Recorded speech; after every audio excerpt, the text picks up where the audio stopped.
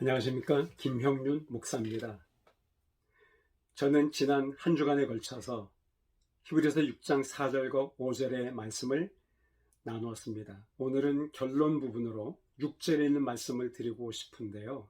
6절 초반에 보면 타락한 자들은 다시 새롭게 되어 회개하게 할 수 없나니 라는 말씀이 있습니다. 다시 새롭게 될 수 없다라는 이 말은 사실은 해석하기 조심스러운 부분이고 신약 성경에서 좀 어려운 말씀 구절 중에 속한다고 할 수가 있겠습니다. 새롭게 될 수 없다라는 말이 있는데 아디나톤이라는 말입니다. 그리스어로 그 말은 불가능하다라는 뜻입니다. 뭐가 불가능하다는 말입니까? 그리스도에게서 끊어지고 믿음을 버리고 떠나간 사람들은 다시 새롭게 될 수 없다, 구원에 이를 수 없다라는 부정적인, 그들이 갱생하고 변화된다는 것은 불가능하다라는 내용의 말씀이 되겠습니다. 그러므로 우리 믿는 그리스도인들, 구원받은 사람들이 할지라도 그렇게 되지 않도록 우리도 항상 자만하지 말고 각성하고 조심하고 계속 깨어 있어야 된다라는 내용이 되겠습니다. 히브리서 저자는 히브리서 4장 1절과 2절에서 그런 차원에서 우리에게 경고주의 말씀을 이렇게 기록해 놓고 있습니다. 그러므로 우리는 두려워할지니 그의 안식에 들어갈 약속이 남아있을지라도 너희 중에는 혹 이르지 못할 자가 있을까 함이라. 그들과 같이 우리도 복음 전함을 받은 자이나 들은 바 그 말씀이 그들에게 유익되지 못한 것은 듣는 자가 믿음과 결부시키지 아니함이라 라고 말씀하고 있습니다. 우리가 두려워해야 된다는 거예요. 우리도 두려워해야 된다는 거예요. 하나님의 안식에 들어갈 약속이 남아 있었지만 너희 중에 이르지 못한 자가 있을까 함이라고 말씀하고 있는 것입니다. 그럼 우리는 하나님의 나라에 들어갈 때까지 항상 겸손하게 성령의 도심을 의지하면서 늘 영적으로 깨어 있으면서 그리스도 안에 거하기를 쓰면서 그분의 말씀을 따라 믿음으로 살기를 힘쓴 자가 되어야 된다는 것입니다. 그런데 예수님 당시에 대표적인 그 기득권층이었던 서기관들과 바리새인들은 그렇지 않았습니다. 그들은 나름대로 하나님을 제일 잘 믿는다고 자부했었지만 예수님 보시기에 그들은 위선자였고 회칠한 무덤과 같았다라고, 그래도 화 있을 자들이라고 마태복음 23장에 쫙 기록되어 있습니다. 그들은 예배 생활도 철저했고 우리 중에 누구보다도 11조 생활도 철저히 했고 그들은 기도도 열심히 했어요. 비록 남들에게 보이기 위해서 했을망정 그들은 자주 금식도 했던 사람들입니다. 그렇게 볼 때 그들은 오늘날 A급 신자 대열에 속한지도 모르겠어요. 그러나 주님은 그들을 향하여 너희들은 지옥의 자식들이다라고 마태복음 23장 15절에서 말씀하고 있습니다. 화했을진저 외식하는 서기관들과 바리새인들이여 너희는 교인 한 사람 얻기 위하여 바다 육주를 두루다니다가 생기면 너희보다 배나도 지옥 자식이 되게 하는도다 라고 주님의 말씀하신 걸 보면 알 수가 있습니다. 바리새인들은 열심히 썼지만 그들은 종교인 노릇을 한 것입니다. 그들의 예배 생활, 종교 의식이었고 종교 행위였고 종교 행사에 불과했던 것이죠.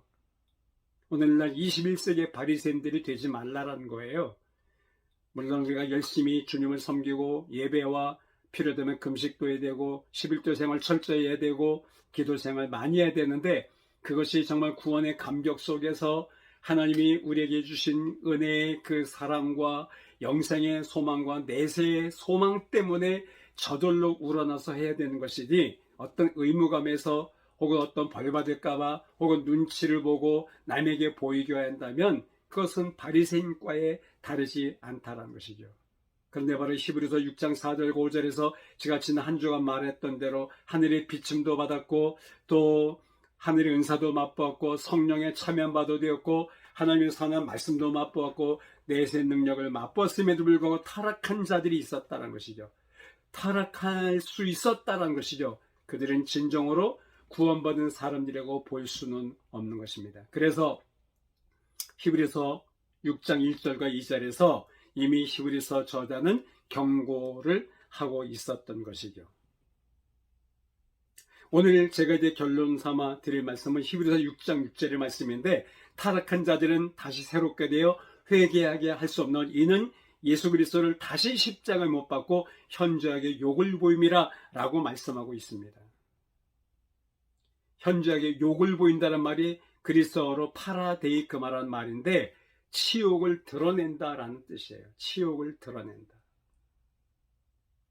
우리는 어디서 무엇을 하든지 하나님의 영광을 드러내는 사람들이고 우리의 구원자이시여 영생의 소망 은혜를 주실 그리고 장차 우리를 데리러 이 땅에 오실 예수 그리스도의 이름에 합당한 찬양과 그리고 그분의 이름을 높여드리는 삶을 살아야 되는 것이죠.